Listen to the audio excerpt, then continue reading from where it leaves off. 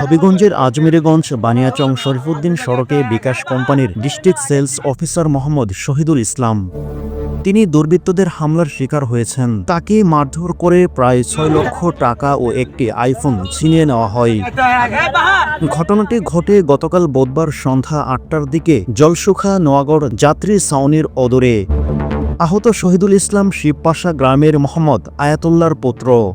এদিকে প্রত্যক্ষদর্শীরা জানান শহীদুল ইসলাম সন্ধ্যা ৬:৩০টায় জলসুখার নোয়াগড় বাজার থেকে মোটরসাইকেলে করে আজমিরগঞ্জের উদ্দেশ্যে রওনা দেন।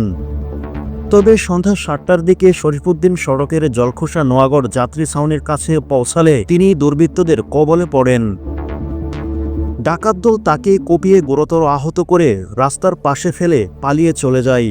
পরে বাইসাইকেল যোগে ২ পথচারী ঘটনাস্থলে শহীদুলকে পড়ে থাকতে দেখে শোরগোল শুরু করলে আশপাশের লোকজন ছুটে আসে। স্থানীয়রা আহত অবস্থায় শহীদুলকে উদ্ধার করে প্রথমে আজমিরগঞ্জ উপজেলা স্বাস্থ্য কমপ্লেক্সে নিয়ে যান। সেখানে অবস্থার অবনতি হলে কর্তব্যরত চিকিৎসক তাকে হবিগঞ্জ সদর আধুনিক হাসপাতালে হস্তান্তর করেন।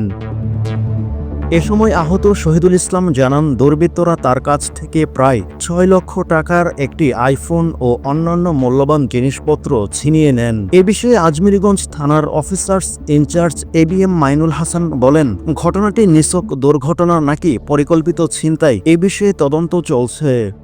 সুস্থ তদন্ত ছাড়া নিশ্চিত করে কিছু বলা সম্ভব নয়।